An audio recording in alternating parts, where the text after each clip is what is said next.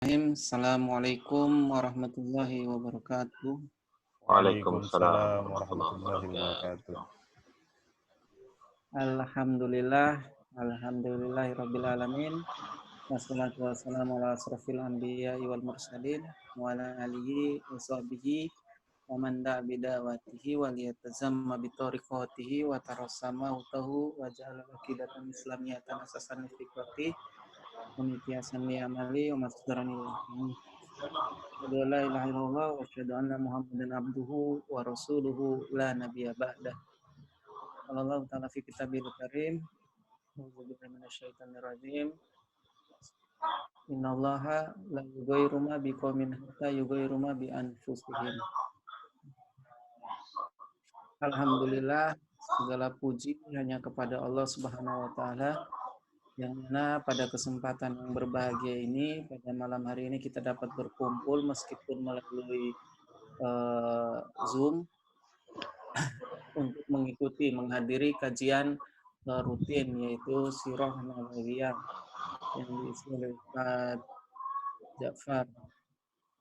Tak lupa pula salawat serta salam kepada junjungan Nabi besar Rasulullah Muhammad SAW, di mana setiap perkataannya patut kita, setiap perkataannya adalah setiap perbuatannya adalah contoh yang harus kita ikutin, bahkan diamnya pun juga harus kita ikuti. Ihwafillah rahimakumullah, pada kesempatan malam hari ini tengah-tengah kita telah hadir materi kita yaitu Ustaz Ja'far yang akan menyampaikan materinya terkait dari sel menjadi kutlah pada serial kajian Sirah Nabawiyah kita pada malam hari ini. Untuk mempersingkat waktu, saya selaku MC langsung saja memberikan waktu dan kesempatan kepada Ustaz Ja'far untuk menyampaikan materi kajiannya pada malam hari ini. Kepada Ustaz Ja'far, falyatafaddal mashkura. Bismillahirrahmanirrahim. Assalamualaikum warahmatullahi wabarakatuh. Innal hamdalillah nahmaduhu wa nasta'inuhu wa nastaghfiruh wa na'udzu billahi min syururi anfusina wa min sayyiati a'malina.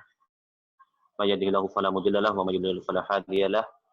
Asyhadu an la ilaha illallah wahdahu la syarika lah wa asyhadu anna Muhammadan abduhu wa rasuluhu ba'd. Ayyuhal ikhwatil kiram, kaum muslimin wal muslimat, para pemirsa yang dirahmati Allah Subhanahu wa taala. Alhamdulillah kita bersyukur kepada Allah karena pada kesempatan yang sangat mulia ini, di bulan yang mulia ini, kita diberikan begitu banyak nikmat oleh Allah Subhanahu wa taala. Nikmat iman, nikmat Islam, dan terutama sekali adalah nikmat kesempatan. Yang dengan kesempatan inilah kemudian kita berupaya, berikhtiar secara maksimal untuk meraih pahala dan ridha Allah Subhanahu wa taala. Salawat dan salam tak lupa senantiasa selalu kita sampaikan kepada junjungan kita, kecintaan kita, panutan kita, baginda Rasulullah Muhammad sallallahu alaihi wasallam, yang senantiasa kita contoh, kita ikuti ya sunnah-sunnah beliau dalam kehidupan kita sehari-hari. Kaum muslimin wal muslimat yang dirahmati Allah Subhanahu wa taala, pada kesempatan yang berbahagia ini insyaallah kita akan membahas kajian sirah dengan tema dari sel menjadi kutlah. Ya. Ketika Rasulullah SAW menginjak umur 38 tahun, ya, pada saat itu beliau sudah sering melakukan uzlah, ya. Beliau mengasingkan diri ke Gua Hira, ya. Dari usia 38 tahun bolak-balik gitu ya, dari rumahnya ke Gua Hira, ya, bahkan beliau sering kemudian nginep ya di Gua Hira hingga kemudian memasuki usia yang ke-40 tahun gitu. Dan ketika itulah kemudian Rasulullah Shallallahu alaihi wasallam bertemu ya dengan malaikat Jibril, di mana Jibril pada saat itu memerintahkan kepada Rasulullah Shallallahu Alaihi Wasallam, bacalah wahai Muhammad.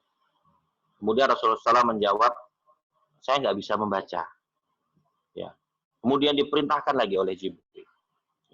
Begitu terus sampai 3 kali diperintahkan oleh Jibril, ya, oleh malaikat Jibril alaihissalam. Kemudian akhirnya malaikat Jibril mengajari Rasulullah Shallallahu Alaihi Wasallam membaca, ya, Iqra bismi rabbika alladzi khalaq. Ya. Ini yang kemudian kenal sebagai saat-saat pertama kali diturunkannya Al-Quran kepada Rasulullah Shallallahu Alaihi Wasallam. Ya, di Gua Hiro pada saat itu. Ya. Nah, yang menarik adalah kemudian apa yang dipahami oleh baginda Rasulullah Shallallahu Alaihi Wasallam ketika mendapatkan ayat ini. Ya. Kita coba bandingkan, ya, bagaimana sikap Rasulullah Shallallahu Alaihi Wasallam ketika pertama kali mendapatkan ayat ini, di mana notabene-nya pada saat itu belum ada ayat yang lain, baru hanya ayat ini saja. Iqra bismi rabbikal ladzi khalaq. Ya. Kita saat ini sudah menerima lengkap 30 juz. Ya. Kita sudah menerima lengkap 30 juz. Sementara Rasulullah Shallallahu Alaihi Wasallam ketika membaca atau menerima ayat ini, beliau tidak mendapatkan apa-apa yang lain, kecuali memang hanya ayat ini saja yang didapatkan oleh beliau. Tetapi respon beliau terhadap ayat ini sungguh jauh berbeda dengan respon kita saat ini. Ya. Beliau ketika mendapatkan ayat ini, kemudian bersegera untuk pulang, bertemu dengan istrinya. Kemudian ada ungkapan beliau yang terkenal, ya, di mana beliau mengatakan, ya Khadijah, la rohata ba'dal yaum. Wahai Khadijah, tidak ada lagi istirahat setelah hari ini. Rasulullah Shallallahu Alaihi Wasallam memahami dengan baik bahwa wahyu yang Allah turunkan kepada beliau Shallallahu Alaihi Wasallam melalui malaikat Jibril ini bukan sekedar wahyu, tetapi ini adalah amanah besar yang diturunkan oleh Allah Subhanahu Wa Taala kepada Rasulullah Shallallahu Alaihi Wasallam, yang itu mengharuskan beliau untuk menyampaikan wahyu ini kepada yang lain. Bahwa beliau diutus oleh Allah Subhanahu Wa Taala menjadi rasulnya, dan tugas seorang rasul itu adalah menyampaikan risalah, menyampaikan syariat dari Allah Subhanahu Wa Taala. Beliau bersegera hingga beliau mengatakan kepada istrinya tercinta Khadijah, la rohata ba'dal yaum. Tidak ada lagi istirahat setelah hari ini. Bagaimana dengan kita? Kita yang saat ini ketika membaca ayat ini, yang notabene-nya bersamaan dengan itu sudah ada lengkap Al-Quran 30 juz bersama dengan kita. Tetapi ternyata ketika kita membaca ayat ini, sikap kita sangat berbeda dengan Rasulullah Shallallahu Alaihi Wasallam. Banyak di antara kita yang kemudian memilih untuk tidak bergerak. Banyak di antara kita yang memilih untuk kemudian berdiam. Mencukupkan diri dengan bacaan yang bagus, mencukupkan diri dengan bacaan yang merdu, mencukupkan diri dengan hafalan yang banyak. Tetapi tidak sedikit pun kemudian kita mencontoh apa yang dikatakan oleh Rasulullah Shallallahu Alaihi Wasallam, la rohata ba'dal yaum. Tidak ada lagi istirahat setelah hari ini. Inilah waktunya kita bergerak. Inilah waktunya kita berdakwah. Inilah waktunya kita menyampaikan ini kepada seluruh umat manusia. Sikap kita ternyata nggak gitu. Ya. Bahkan banyak di antara kita ketika diajak berdakwah masih ogah-ogahan. masih banyak alasan. Yang pekerjaannya masih sibuk lah, kalau yang kuliah ya masih sibuk ngerjain tugas ini itulah, yang mau skripsi ya bilangnya ini sebentar lagi skripsi, lagi nyusun ini itu dan seterusnya. Ya, yang ibu rumah tangga bilangnya sibuk, repot urus anak, repot urus suami dan seterusnya. Ya, terlalu banyak alasan yang kita sampaikan.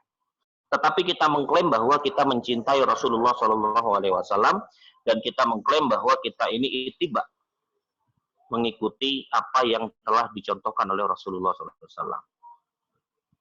Nah, disinilah kita harus muhasabah. Ya, jangan sampai kita kemudian klaimnya ini masih sekedar di mulut kita, ya, tetapi belum mampu kita wujudkan dalam kehidupan kita.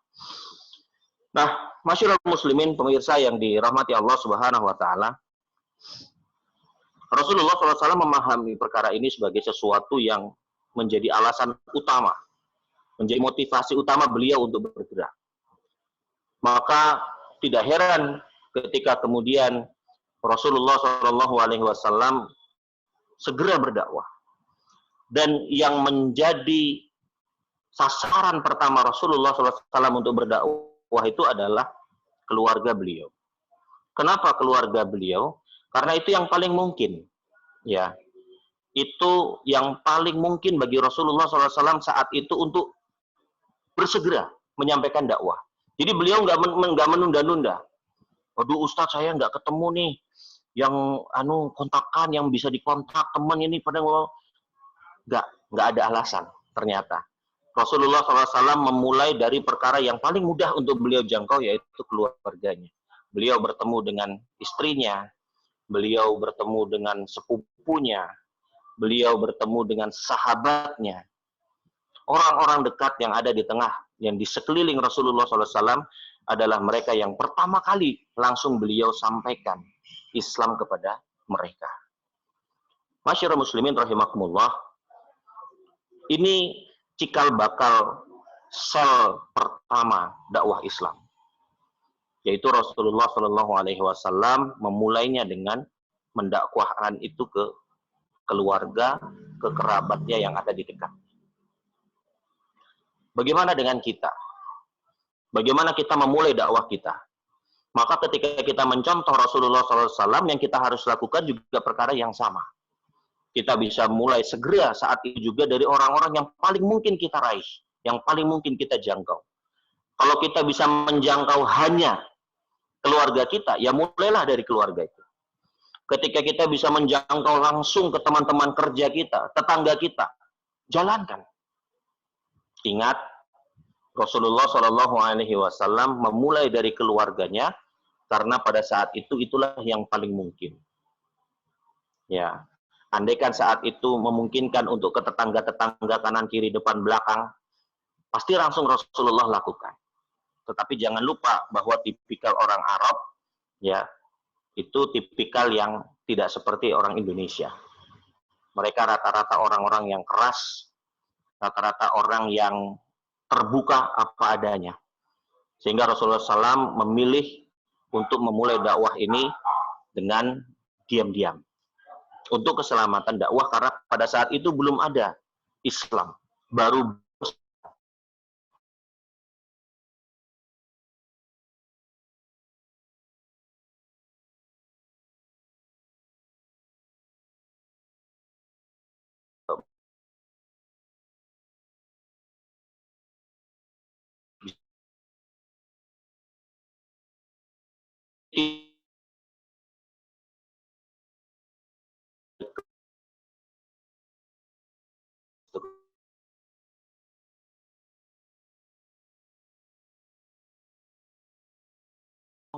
SAW, ya, adalah beliau memulai dakwah itu dengan memperhitungkan benar-benar siapa yang ingin beliau dakwahi. Maka beliau memilih salah satunya adalah sahabat dekatnya, Abu Bakar As-Siddiq radhiyallahu. Kenapa Abu Bakar? Karena Abu Bakar ini adalah tokoh masyarakat. Di bawah Abu Bakar atau bersamaan dengan Abu Bakar itu ada banyak tokoh-tokoh masyarakat yang lain. Ada banyak orang-orang dengan potensi-potensi di tengah masyarakat yang luar biasa. Maka kemudian Rasulullah SAW menyampaikan dakwah kepada Abu Bakar Siddiq radhiyallahu. Dan dengan izin Allah, Abu Bakar kemudian menerima dakwah Rasulullah SAW. Setelah Abu Bakar menerima dakwah Rasulullah SAW, maka yang dilakukan Abu Bakar persis seperti yang dilakukan oleh Rasulullah SAW. Apa?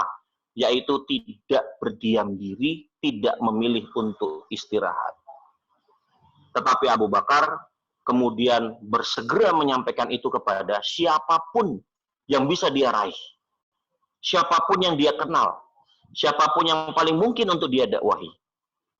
Maka melalui tangan Abu Bakar inilah muncul orang-orang seperti Abdurrahman bin Auf, Utsman bin Affan, ya, di mana mereka ini adalah orang-orang yang juga notabene-nya adalah tokoh-tokoh masyarakat. Ya, kemudian mereka menerima Islam. Ya, mereka menerima Islam melalui Abu Bakar, dan kemudian mereka pun melakukan hal yang sama dengan Abu Bakar. Apa? Yaitu mereka bersegera bergerak untuk menyampaikan dakwah Islam.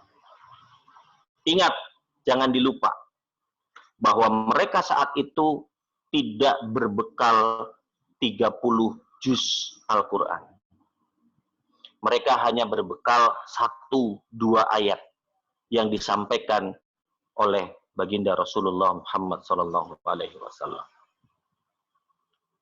Nah, pemirsa yang dirahmati Allah Subhanahu wa Ta'ala, hal ini sebenarnya menjadi pelajaran penting bagi kita.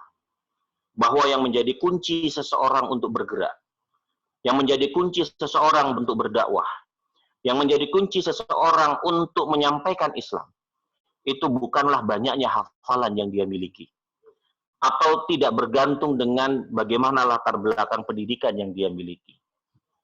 Tetapi yang membuat orang itu mampu bergerak, yang membuat orang itu mampu untuk berdakwah, adalah keyakinannya kepada Allah dan Rasul-Nya. Lihatlah para sahabat. Lihatlah bagaimana Rasulullah SAW bergerak. Yang membuat beliau bergerak saat itu juga dan tidak pernah berhenti hingga wafatnya adalah keyakinannya kepada Allah Subhanahu wa Ta'ala. Itu yang membuat Rasulullah nggak ada matinya. Bergerak terus, nggak berhenti. Itu yang membuat Rasulullah termotivasi, nggak pernah capek. Kenapa? Karena beliau yakin bahwa Allah bersama dengan beliau. Allah senantiasa bersama dengan Rasulullah SAW. Allah senantiasa melindungi Rasulullah SAW. Allah senantiasa memberikan pertolongan kepada Rasulullah SAW. Dan keyakinan itu yang kemudian ditularkan Rasulullah SAW kepada para sahabat. Kemudian sahabat pun menularkan keyakinan itu kepada orang-orang yang lain. Sehingga tidak ada yang mendorong mereka, atau tidak ada yang mampu mencegah mereka untuk menyampaikan lisan-lisan mereka ke tengah-tengah masyarakat Mekah yang ada saat itu. Masya Allah, ya, malu rasanya ketika kita bercermin. Bukan masalah banyaknya hafalan, tetapi masalah keyakinan kita kepada Allah dan Rasul-Nya. Dan keyakinan ini adalah sesuatu yang tidak mungkin didapatkan dengan instan. Keyakinan ini adalah sesuatu yang bisa didapatkan hanya dengan proses, hanya dengan belajar, hanya dengan menempa keimananlah kemudian kita bisa mendapatkan keimanan yang seperti ini. Pemirsa yang dirahmati Allah Subhanahu wa Ta'ala, Rasulullah SAW bergerak dari satu tempat ke tempat yang lain, dari satu orang ke orang yang lain, dari satu rumah ke rumah yang lain. Terus beliau bergerak. Kalau kiai saya dulu pesannya begini, antum kalau dakwah bolehlah mencontoh orang gila. Saya bingung juga. Maksudnya gimana Yai? Kok nyontoh orang gila? Coba antum lihat orang gila. Pernah nggak orang gila itu diem di rumah? Nggak pernah. Ya, orang gila itu jalan terus itu ya. Nah, pengemban dakwah itu juga harus gitu. Jangan di rumah terus, kelonan terus ya di rumah. Atau dengan alasan work from home, terus akhirnya nggak kemana-mana ya, nggak ngapa-ngapain. Nggak boleh. Bergerak, terus bergerak. Ya. Itulah kenapa kelompok dakwah itu dikatakan sebagai harokah. Ya. Karena tabiat daripada harokah itu adalah bergerak. Nggak pernah diam. Kita bisa bayangkan andaikan saat itu Rasulullah SAW berhenti tidak bergerak, maka mungkin majelis Zoom ini tidak akan pernah ada. Kita nggak akan pernah bertemu di sini. Ya, kita tidak akan pernah merasakan kenikmatan keimanan Islam itu tidak pernah kita rasakan.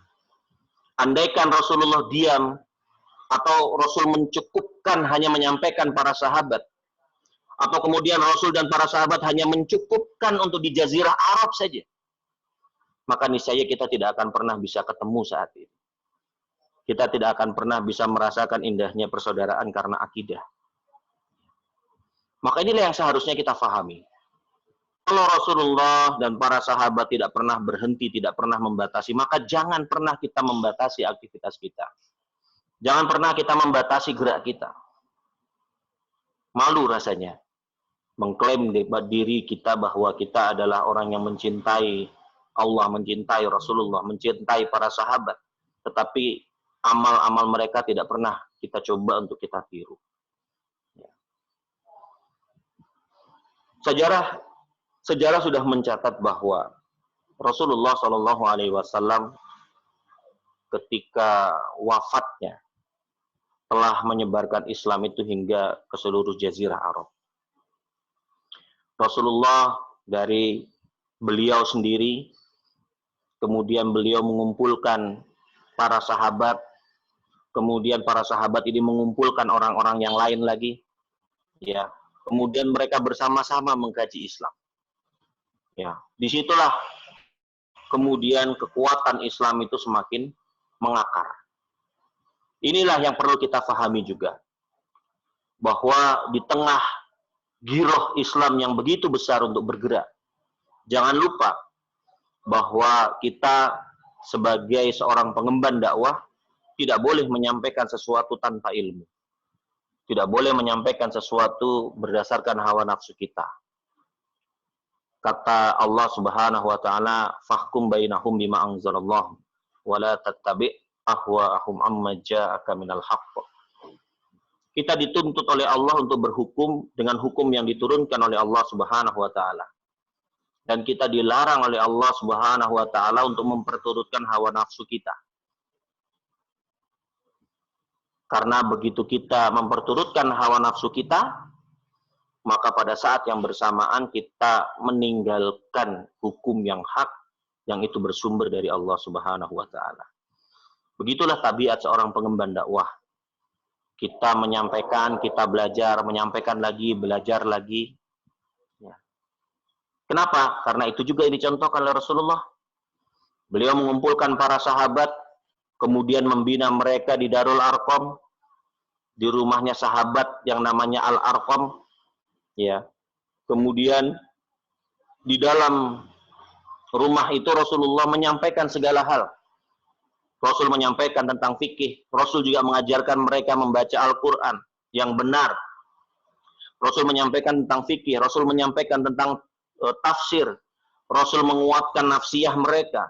Sholat berjamaah. Tadarus Quran bareng-bareng. Ya, semua itu dilakukan. Besoknya mereka kemudian menyebar di tengah-tengah masyarakat, menyampaikan apa yang mereka pelajari pada malam harinya. Nanti malamnya gitu lagi, ketemu lagi mereka. Belajar lagi kepada Rasulullah, berdiskusi lagi, menyampaikan semua problem yang mereka hadapi ketika mereka berinteraksi di tengah-tengah masyarakat. Kemudian disampaikan oleh Rasulullah bagaimana pemecahannya.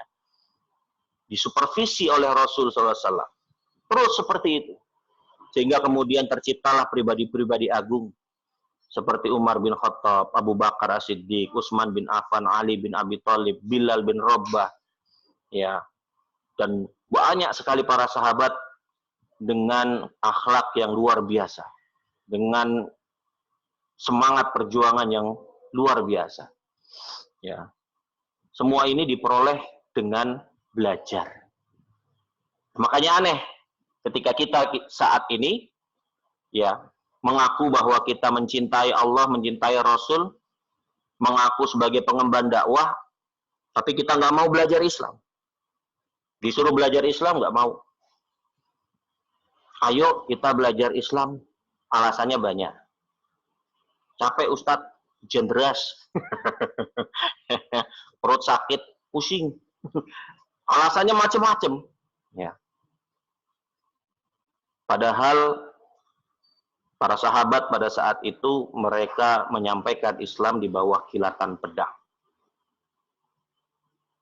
Luar biasa ancaman yang mereka hadapi. Kalau kita paling banter sekarang hanya sekedar ya paling banter dicaci maki, difitnah, ya nggak ada yang kemudian sampai dilempar batu, dikejar-kejar, ya.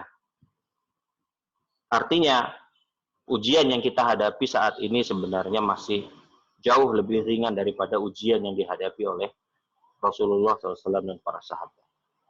Oleh karena itu, sahabat-sahabat, ya pemirsa yang dirahmati Allah Subhanahu Wa Taala, ketika Rasulullah Shallallahu Alaihi Wasallam membentuk kutlah, membentuk kelompok, ya, maka kelompok yang dibentuk oleh Rasulullah SAW ini bukanlah kelompok sembarangan, bukanlah kelompok orang-orang yang hanya sekedar telah masuk Islam kemudian selesai masalah, bukanlah kelompok orang-orang yang hanya gemar mengaji, bukanlah kelompok orang-orang yang hanya gemar sholat, bukan hanya kelompok orang-orang yang hanya gemar sedekah, tidak.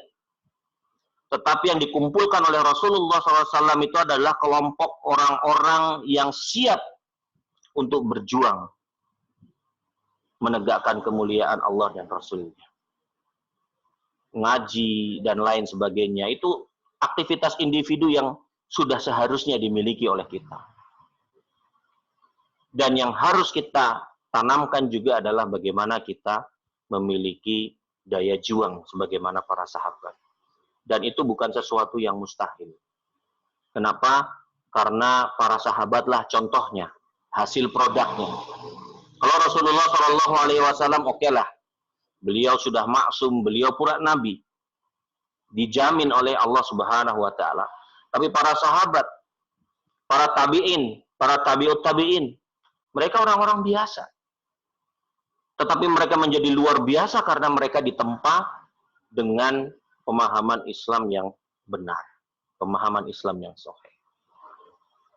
Itulah kenapa kemudian kutlah dakwah yang dibentuk oleh Rasulullah SAW menjadi kutlah dakwah yang kuat. Dan hanya butuh waktu yang sebentar buat Rasulullah SAW untuk kemudian bisa mengembangkan Islam sampai sedemikian rupa. Kenapa? Karena selain Rasulullah SAW tidak pernah berhenti untuk bergerak bersama dengan sahabat, mereka pun senantiasa mengundang Allah Subhanahu Wa Taala untuk memudahkan gerak mereka. Ya. Rasulullah SAW banyak menghabiskan waktunya untuk bermunajat kepada Allah ketika di malam hari. Bagaimana dengan kita? Banyak di antara kita yang mungkin menghabiskan waktu kita di malam hari untuk tidur, untuk yang lain-lain. Ya. Kemudian di pagi hari kita berharap pertolongan Allah Subhanahu Wa Taala. Bagaimana mungkin itu terjadi?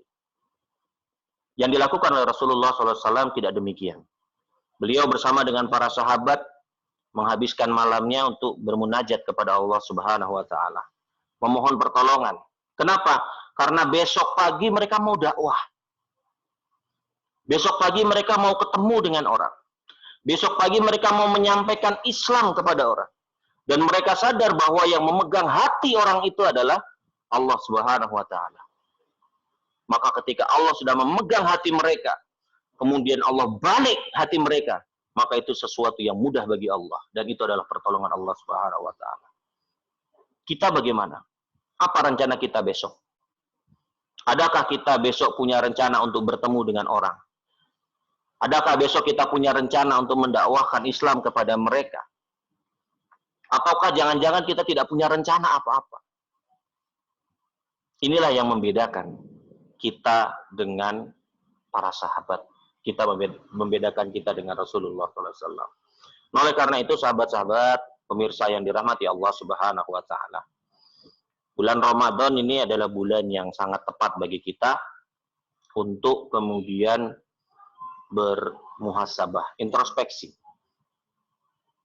Kita bercermin kira-kira aktivitas kita sudah layak apa belum dikatakan sebagai hamba yang mencintai Allah dan Rasul-Nya. Kita sudah bisa bercermin atau kita seharusnya bercermin apakah aktivitas kita ini layak mendapatkan pertolongan Allah Subhanahu wa Ta'ala ataukah tidak. Layakkah kemudian kita mendapatkan ampunan Allah Subhanahu wa Ta'ala? Layakkah kemudian kita mendapatkan surganya Allah Subhanahu wa Ta'ala? Ini yang mungkin harus kita banyak introspeksi. Insya Allah kalau ini kita lakukan, maka perubahan yang signifikan baik pada diri kita ataupun di tengah masyarakat pasti akan terjadi. Sebagaimana yang dilakukan oleh Rasulullah SAW dan para sahabat. Mereka bergerak terus tidak berhenti. Mereka terus-menerus meminta pertolongan Allah Subhanahu wa Ta'ala. Dan dalam waktu singkat, Allah Subhanahu wa Ta'ala memberikan pertolongannya kepada kepada Rasulullah dan para sahabat. Inilah pelajaran yang bisa kita ambil. Bagaimana kemudian Rasulullah SAW mampu membentuk dari satu sel menjadi kutlah yang kuat, yang kokoh. Yang dengan inilah kemudian Islam tersebar ke seluruh jazirah Arab pada saat itu. Dan kemudian dilanjutkan oleh para sahabat, para khalifah sesudahnya. Sehingga kita di Indonesia pun bisa ikut merasakan indahnya nikmat iman dan Islam. Wallahu a'lam bishawab. Mudah-mudahan kita bisa memperkaya pelajaran kita, kajian kita pada kesempatan malam hari ini dengan diskusi tanya jawab ya yang nanti insya Allah akan dipandu oleh moderator. Baik, kepada moderator saya kembalikan. Tafadhol. Alhamdulillah telah kita simak bersama pemaparan materi dari Ustadz Ja'far terkait tema kita pada malam hari ini, yaitu dari sel menuju kutlah. Di sini udah ada beberapa pertanyaan nih Ustadz. Karena baca satu persatu ya Ustadz ya. Pertanyaan dari si Fulan, gini Ustadz, ada sahabat saya yang ketika saya ajak untuk berdakwah menyampaikan pemikiran Islam, dia berstatement, perbaiki diri dulu deh sebelum kamu mendakwakan Islam. Nah, itu bagaimana pendapatnya Ustadz? Baik. Bismillahirrahmanirrahim. Dua-duanya harus kita lakukan karena keduanya adalah perintah Allah Subhanahu wa Ta'ala. Dan perintah ini tidak bersyarat. Jadi tidak ada syarat bahwa kalau sudah baik baru bisa mendakwahkan diri kepada orang lain. Itu tidak ada syarat seperti itu. Yang ada adalah dua-duanya diperintahkan oleh Allah Subhanahu wa Ta'ala. Kita diperintahkan untuk terus memperbaiki diri kita, dan kita juga diperintahkan oleh Allah Subhanahu wa Ta'ala untuk menyampaikan, berdakwah. Coba lihat apa yang disampaikan oleh Rasulullah SAW. Ketika Rasul mengatakan, balighul anni walau ayah. Ya, sampaikanlah dariku walaupun itu hanya satu ayat. Ini adalah perintah yang sangat soreh, yang sangat jelas. Bahwa hatta itu hanya satu ayat, tetap harus kita sampaikan. Gitu. Nah, ini yang harus kita pahami, ya. Bahwa antara perintah berdakwah dengan perintah memperbaiki diri, itu adalah dua perintah yang harus dijalankan secara bersamaan. Ya, tidak saling terkait atau tidak bersyarat satu sama lain. Tapi dua-duanya adalah perintah yang harus dijalankan secara bersamaan. Ini yang pertama. Yang kedua, siapapun yang berdakwah pasti pernah merasakan, ya, bahwa dia suatu saat akan merasakan situasi di mana dia merasa malu dengan apa yang dia dakwahkan, yaitu ketika dia tidak melakukan apa yang dia dakwahkan. Ada orang yang kemudian mendakwakan, ayo kita sholat. Suatu saat dia nggak mau sholat, atau muncul rasa malas sholat, tapi karena dia aktif menyampaikan dakwah, mengajak orang untuk sholat, timbul rasa malu. Malu kepada dirinya, kok saya menyampaikan sesuatu yang tidak saya lakukan. Nah, ini salah satu hikmahnya dakwah. Dakwah bisa menjaga seseorang dari kemaksiatan. Ya. Coba kalau dia nggak dakwah. Coba kalau dia nggak ngajak orang untuk sholat. Mungkin dia akan mudah untuk meninggalkan sholat tersebut. Tapi ketika dia lisannya terus menyampaikan, mengajak orang untuk sholat, suatu saat dia pengen nggak sholat, malu rasanya. Ya. Nah, itu salah satu ya berkah daripada dakwah itu membuat kita malu untuk melakukan kemaksiatan. Pada akhirnya siapa yang menjadi baik? Diri kita. Jadi ketika kita dakwah, sebenarnya keuntungan pertama yang didapatkan adalah keuntungan untuk diri kita. Ya. Orang lain itu kata Allah, inna rabbaka huwa a'lamu biman dhalla an sabilihi wa huwa a'lamu bil muhtadin. Urusan orang lain itu urusan Allah sebenarnya. Mereka mau berubah atau enggak, mereka menjadi baik atau tidak, itu urusan mereka dengan Allah. Karena kata Allah, sesungguhnya Allah tahu siapa orang yang ditutup pintu hatinya, dan Allah tahu siapa yang diberikan petunjuk. Allah tahu hidayah itu urusan Allah. Maka ketika kita menyampaikan dakwah, yang mendapatkan keuntungan siapa? Kita. Kita yang pertama kali mendapatkan kebaikan. Kita yang pertama kali mendapatkan pahala. Karena telah menunaikan kewajiban kita. Ketika orang lain itu mendapatkan hidayah, nah itu bonus buat kita. Itu. Kemudian menjadi amal jariah, itu bonus saja buat kita. Maka kalau ingin memperbaiki diri, berdakwahlah. Jangan tinggalkan dakwah. Karena kedua-duanya adalah perintah Allah Subhanahu wa taala. Orang yang meninggalkan dakwah, maka sejatinya saat itu dia adalah orang yang buruk. Karena dia meninggalkan kewajiban yang Allah perintahkan kepada dirinya. Gitu ya. Jadi memperbaiki diri dengan berdakwah itu adalah dua hal yang tidak bersyarat, tapi itu adalah dua hal yang harus dilakukan secara bersama-sama. Wallahu a'lam bishawab. Nah, Ustaz, jazakallah khair atas pencerahannya Ustaz. Selanjutnya nih Ustaz, ada pertanyaan lagi dari Saudara Abdullah. Beliau bertanya bagaimana standar gerak dakwah pada masa pandemi COVID ini Ustaz. Apakah dengan kita menggunakan wasilah dakwah online, apakah itu tidak termasuk kita bergerak gitu Ustaz? Bismillah. Ya. Nah. Jadi dakwah itu intinya bergerak. Bagaimana cara bergeraknya itu uslub. Ya. Gimana cara bergeraknya itu uslub. Kita mau pakai toa, kita mau pergi ke musola, kita mau pakai mobil, mau pakai motor, mau pakai kendaraan apapun.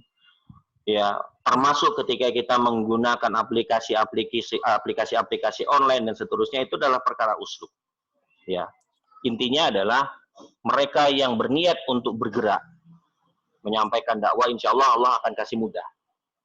Ya, termasuk misalnya dalam menggunakan aplikasi-aplikasi online, khususnya pada saat seperti sekarang. Ya, boleh, dan itu sangat bagus. Ya, Allah Subhanahu Wa Taala telah memberikan banyak fasilitas sebenarnya.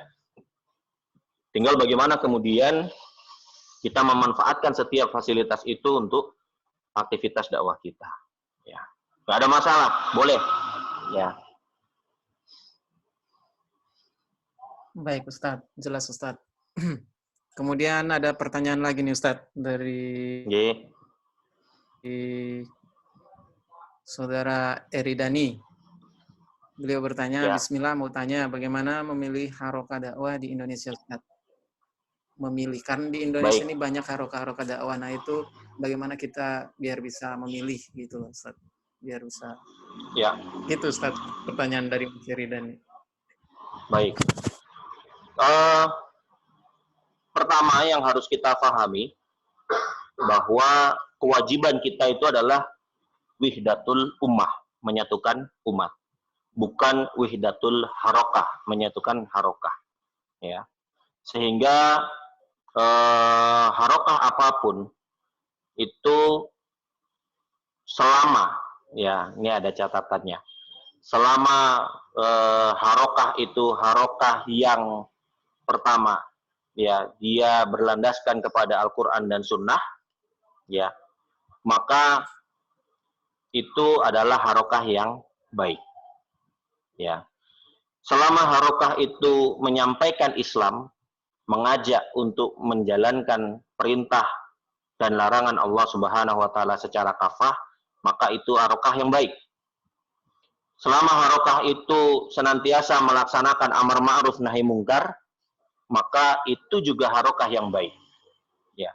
Jadi harokah yang baik di sini bukan harokah berdasarkan nama atau bukan berdasarkan lambang. Tetapi kata Allah, wal takum minkum ummatun yad'una ilal khair wa ya'muruna bil ma'ruf wa yanhauna 'anil munkar wa ulaika humul muflihun. Jadi kelompoknya adalah kelompok yang beruntung, orang yang bergabung kepada kelompok itu juga adalah orang-orang yang beruntung. Jadi harokah Islam itu adalah harokah yang pertama dia menyeru kepada al-khair. Kalau Imam Ibnu Katsir menjelaskan al-khair itu artinya al-Islam. Jadi dia menyerukan orang, mengajak orang untuk menerapkan Islam secara kafah. Bukan untuk membagi-bagi Islam. Bukan untuk menerapkan Islam hanya sebagian, sementara sebagian yang lain dibuang. Bukan.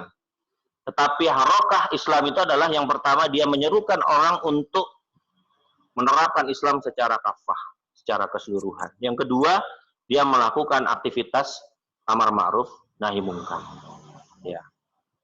Dan itulah harokah yang baik. Itulah harokah Islam. Maka kalau ditanya gimana memilihnya, ya cari harokah dengan kriteria seperti ini. Insya Allah ada. Ya, di Indonesia ada, di luar negeri ada, di seluruh dunia ada. Ya. Jadi yang dicari bukan lambangnya, yang dicari bukan ADART-nya, itu ya.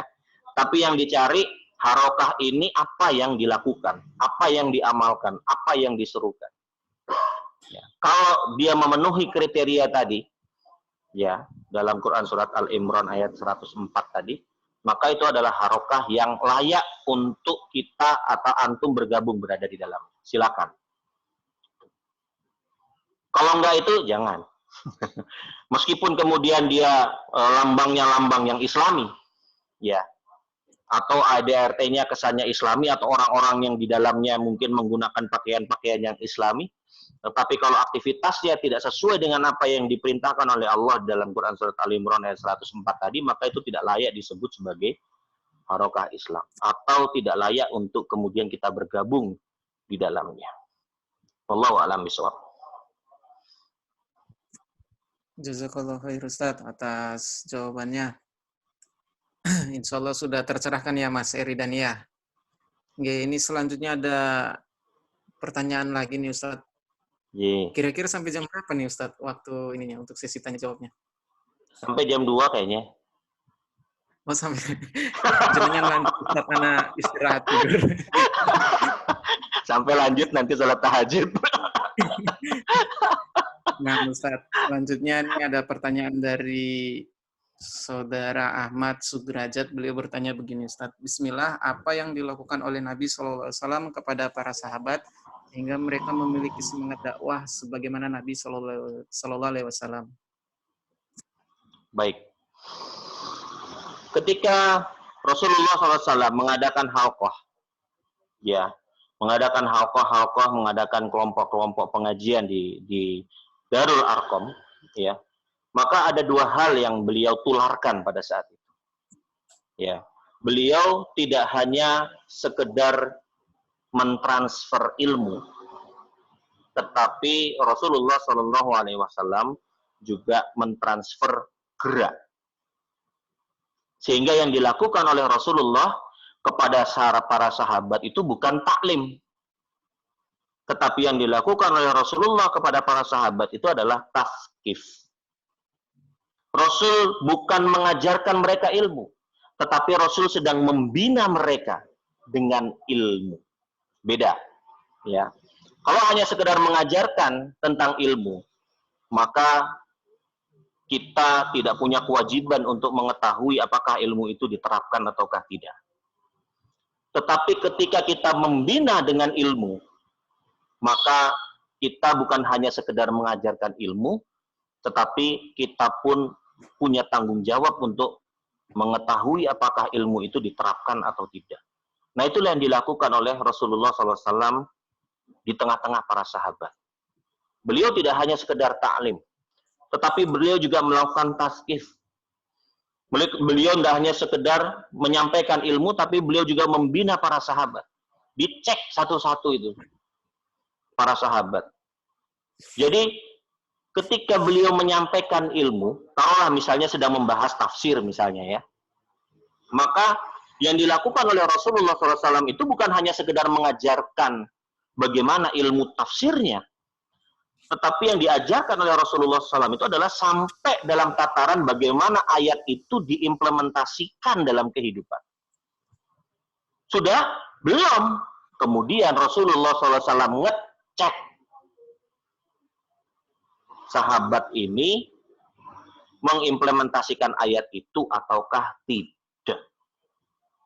Gitu. Makanya disitulah kemudian salah satu hikmah. Kenapa kemudian Al-Quran itu diturunkan oleh Allah Subhanahu wa Ta'ala itu secara bertahap. Sehingga para sahabat ini diberikan waktu oleh Allah Subhanahu wa Ta'ala untuk memahami ilmu, kemudian mempraktekannya dalam kehidupan. Ya. Kenapa sampai Allah kasih kesempatan itu? Karena ini juga menjadi hikmah. Karena nantinya mereka itu nanti akan menjadi salah satu sumber hukum Islam, yaitu ijma'nya para sahabat. Nah, ini yang seringkali tidak kita atau miss ya dalam aktivitas pembinaan atau aktivitas dakwah kita. Seringkali ketika kita berdakwah, kita hanya sekedar berpikir bagaimana orang itu mengetahui ilmunya saja. Ya.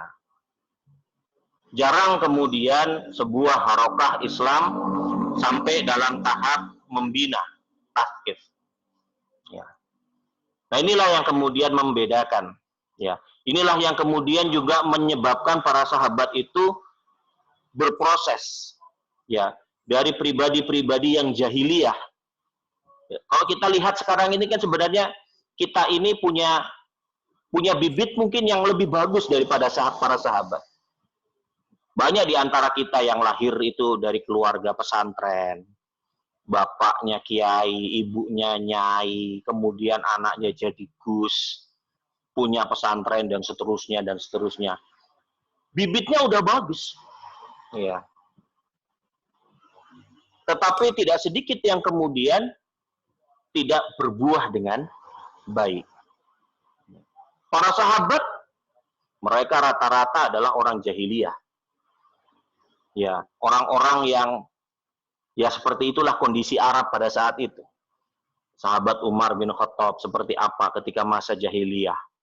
Ya, kita tahu persis ketika kita membaca sirah atau membaca tarikh.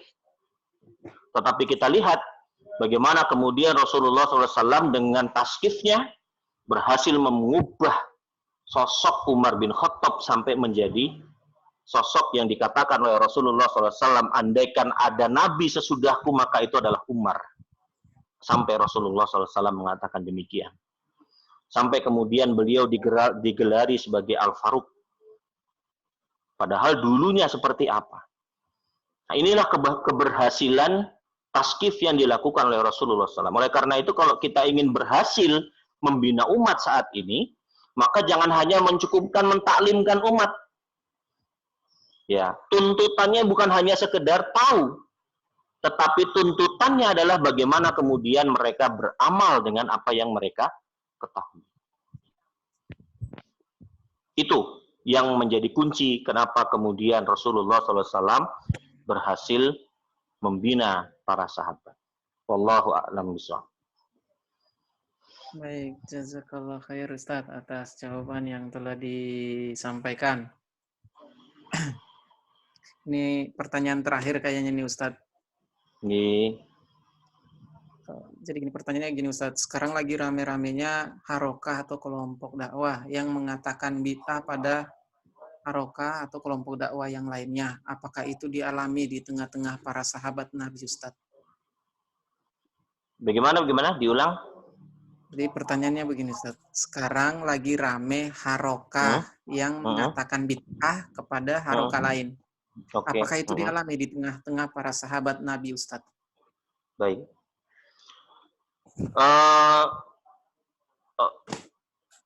Rasulullah SAW mengatakan begini, laisa minna man da'a ila asobiyah. Ya, tidak termasuk pada golongan kami orang yang menyeru kepada asobiyah. Ya. Jadi pertama, ketika ditanya apakah di masa Rasulullah SAW terjadi yang seperti ini, jawabannya tidak. Kenapa? Karena ketika itu Rasulullah SAW sendirilah yang menggawangi aktivitas dakwah. Kemudian hanya satu hizib, yaitu yang disebut dengan Hizbur Rasul atau Hizbullah. Tidak ada hizib yang lain, tidak ada kelompok dakwah yang lain. Hanya satu kelompok dakwah itu saja pada saat itu. Ya. Sehingga ketika Rasulullah SAW mengatakan laisa minna man da'a ila asobiyah, tidak termasuk kepada golongan kami orang yang menyeru kepada asobiyah. Apa itu asobiyah? Asobiyah itu adalah sifat fanatisme golongan. Merasa golongannya lebih baik daripada golongan yang lain. Nah, ini dijelaskan oleh Rasulullah SAW bahwa tidak termasuk kepada umatnya Rasulullah. Tidak termasuk kepada golongannya Rasulullah. Umatnya Muhammad SAW, orang yang merasa dirinya atau kelompoknya lebih baik daripada orang lain. Sehingga apa yang harus kita lakukan sekarang? Ya tidak boleh kita menganggap kelompok kita yang lebih baik. Apalagi kalau kemudian mengatakan kelompok yang lain itu adalah ahlun nar. Karena kalau ahlul bid'ah itu pasti ahlun nar. Karena bid'ah itu berarti haram. Bid'ah itu perkara yang kemudian akan dilaknat oleh Allah karena melakukan sesuatu tanpa ada dalilnya. Bahkan bertentangan dengan perintah Allah dan Rasulnya. Balasannya neraka. Jadi kemudian ketika kita mengatakan kelompok lain itu ada ahlul bid'ah, berarti kita mengatakan mereka itu ada ahlun nar. Ini nggak boleh. Ya, sikap seperti ini dilarang oleh Rasulullah SAW. Bahwa kemudian ada perbedaan-perbedaan cara dalam berdakwah. Bahwa kemudian ada perbedaan-perbedaan ijtihad antara ulama satu kelompok dengan ulama di kelompok yang lain, itu biasa. Itu nggak ada masalah. Karena selama perbedaan-perbedaan itu adalah perbedaan yang sifatnya furu'iyah, perbedaan cabang, ya, maka tidak akan sampai menjerumuskan seseorang itu kepada kemaksiatan. Ya hanya beda aja. Ya. Ibarat misalnya yang satu milih pakai baju kuning, yang satu pakai baju hijau, gitu aja. Selama yang penting sama-sama pakai baju. Gitu. Jadi tidak boleh kemudian kita menganggap diri kita lebih baik atau kelompok kita lebih baik. Bagaimana ketika kita bertemu dengan orang-orang seperti itu, kita ingatkan. Man ra'a minkum munkaran falyughayyirhu biyadihi fa in lam yastati fa bilisani fa in lam yastati fa biqalbihi wa dzalika adaful iman. Sampaikan, karena itu saudara kita, itu teman kita, itu sahabat kita, sesama muslim. Jangan dibiarin. Wujud kecintaan kita kepada sesama muslim adalah mengingatkan dia ketika dia melakukan sesuatu yang bertentangan dengan perintah Allah dan Rasulnya. Sampaikan dengan cara yang baik. Itu diingatkan. Jangan dibiarin. Ya, itu sikap kita ketika ketemu dengan orang yang seperti itu. Kita sendiri tidak boleh terjebak dalam sikap ta'asub atau sikap asobiyah itu tadi, fanatisme golongan. Allahu a'lam bishawab.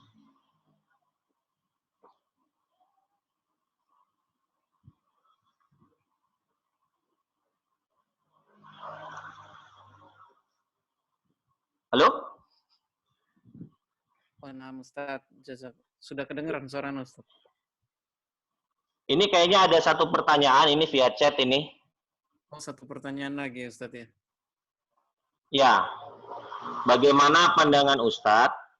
Apakah lebih baik dakwah sendiri-sendiri daripada berorganisasi? Karena kalau melihat kondisi masyarakat hari ini, mereka fobia terhadap organisasi Islam.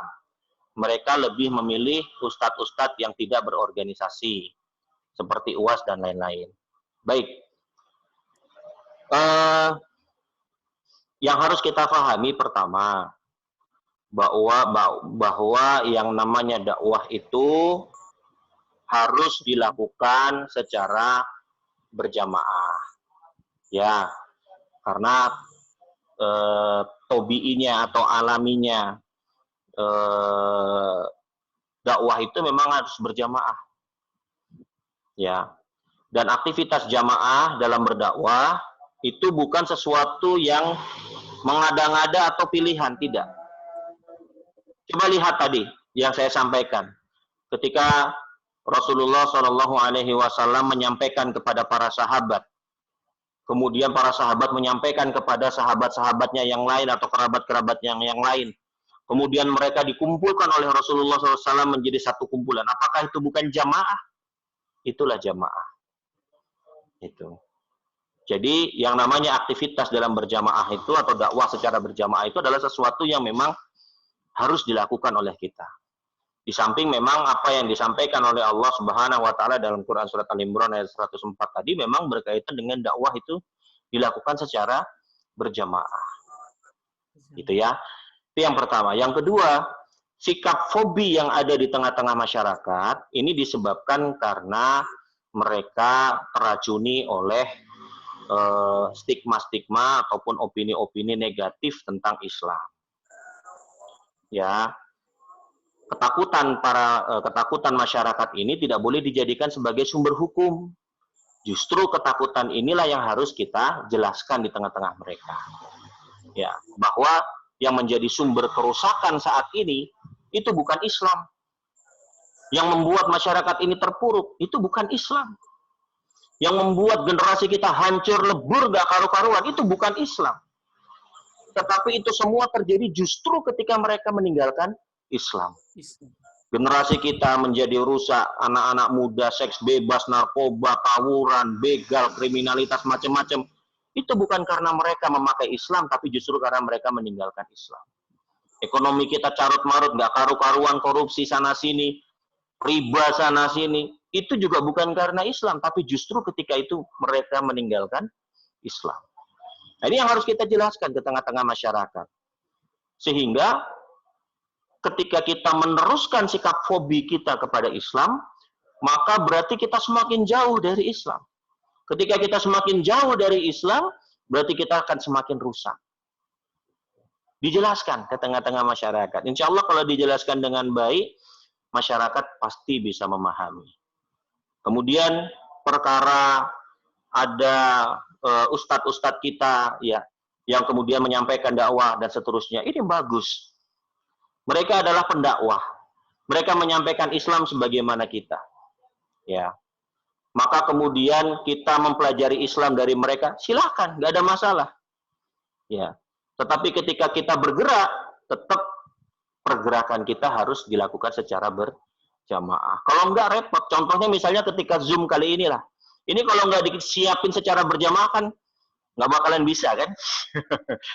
Taruhlah misalnya saya yang ngundang sendiri, saya yang ngontak-ngontak sendiri, saya yang nyiapin sendiri, wah setengah mati. Ya, tapi kalau jemaah kan enak. Saya tinggal datang, ceret ngisi. Yang nyiapin yang lain. Ya, dakwah jamaah itu gitu. Kita saling mengisi kekurangan, kita saling melengkapi sehingga semua itu menyebabkan kita menjadi satu tubuh yang kuat. Itu. Nah, ini yang harus kita pahami. Jadi dakwah itu memang harus berjamaah, ya. Ada lagi?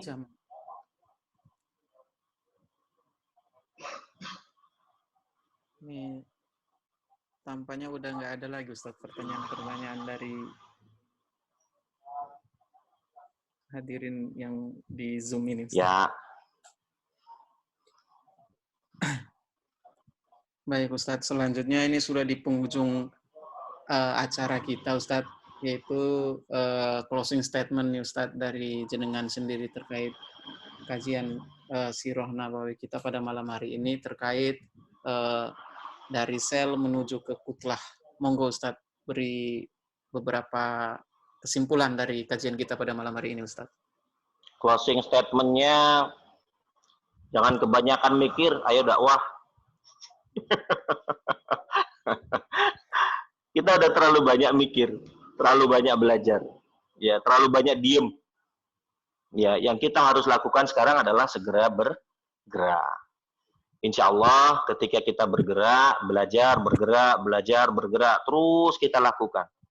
Ya, nggak usah pikirin apa pujian orang kepada kita, nggak usah, karena bukan itu tujuan kita.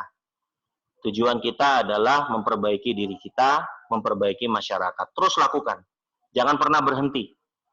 Jadikan Allah dan Rasul-Nya sebagai keyakinan kita. Sebagai satu-satunya tempat kita berlindung, tempat kita bergantung. Tempat kita curhat. Bukan di Facebook ya. Jadikan Al-Quran senantiasa berada di depan kita, jangan di belakang. Karena ketika kita menjadikan Al-Quran itu ada di depan kita, maka kita menjadikan Al-Quran itu sebagai pedoman. Sebagai cara untuk kita mengetahui mana yang baik dan mana yang benar. Senantiasa mendekatkan diri kepada Allah, terutama di bulan yang mulia ini. Mintalah pertolongan sama Allah.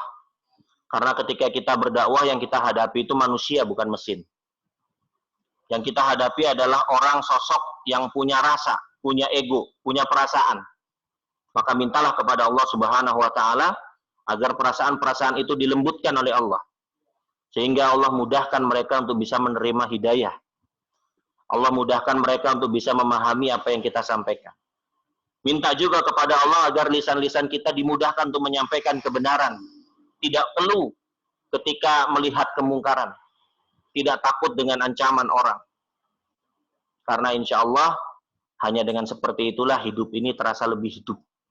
Ramadan ini jadi lebih terasa enjoy, meskipun kita berada di tengah-tengah pandemi COVID-19. Mudah-mudahan Allah Subhanahu wa Ta'ala mudahkan segala urusan kita, mudahkan segala aktivitas kita, dan mudah-mudahan Allah Subhanahu wa Ta'ala mengumpulkan kita nanti bersama para nabi, para siddiqin, para syuhada, ya, para orang-orang yang kita cintai.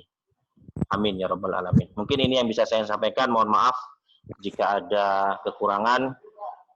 Kita insya Allah masih terus bersama-sama belajar. Wassalamualaikum warahmatullahi wabarakatuh.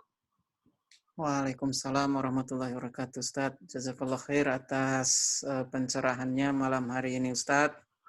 Dan kepada hadirin sekalian, kami ucapkan terima kasih yang sebesar-besarnya karena telah meluangkan waktunya untuk mengikuti atau menghadiri kajian online kita pada malam hari ini. Semoga Bapak, Ibu, dan teman-teman sekalian tetap istiqomah dalam mengkaji Islam bersama Majelis Taklim Al-Kamil. Insya Allah ini adalah sebuah wadah yang dapat menambah sakofah dalam belajar Islam. Dan semoga teman-teman sekalian tidak bosan-bosan untuk mengikuti kajian yang diadakan atau yang diselenggarakan oleh Majelis Taklim Al-Kamil ini. Semoga kita dapat berkumpul kembali di kajian-kajian selanjutnya dan semoga kita dapat bertetangga nanti nih di surga kelak. Amin, amin, amin ya rabbal alamin. Baik, mungkin itu saja yang dapat kami sampaikan pada malam hari ini. Kurang lebihnya kami mohon maaf. Apabila ada jarum yang patah, jangan ditusukkan ke dalam hati. Apabila ada kata yang salah, jangan dilaporkan ke Pak Polisi.